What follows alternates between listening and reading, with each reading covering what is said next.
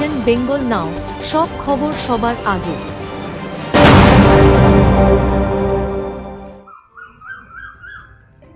রাতের অন্ধকারে বাড়িতে না থাকার সুবাদে কয়েক লক্ষ টাকা সোনার গয়না সহ নগদ 85,000 টাকা চুরি।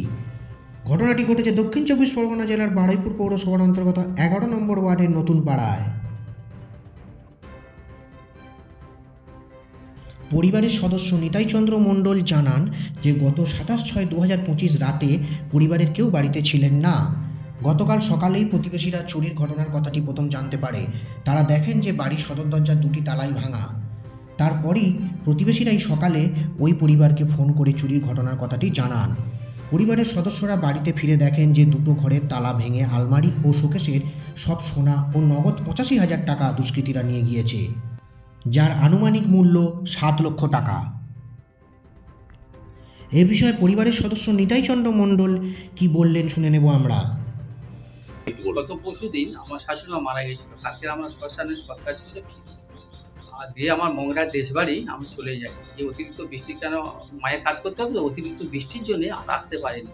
সকালে উঠে আমার প্রতিবেশী 7টার সময় ফোন করেছে এরকম চুরি হয়েছে। এটা দেখলাম সত্যি, হ্যাঁ আমার ঘরে আর কিছু নেই, যা ছিল সোনা দানা আনাবানি 7 লক্ষ টাকা সোনা ছিল, আর 50,000 টাকা কাজের জন্য এনেছিলাম, সেটা মায়ের কাজের জন্য, সেটাও সমেত চলে গেছে।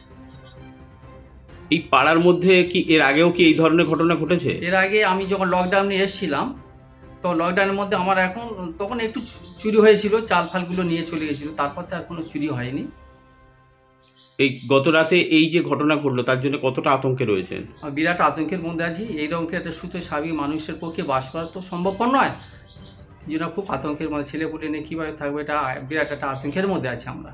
কি চাইছেন আপনি? আমরা উপযুক্ত তদন্ত পুলিশ যারা চুরি করছে তাকে ধরা হোক।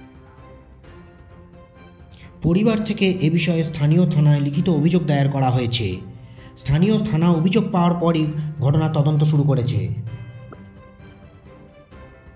দক্ষিণ 24 পরগনা জেলার বারুইপুর পৌরসভার 11 নম্বর ওয়ার্ডের নতুন পাড়া থেকে অনুপম দাস, বেঙ্গল নাও।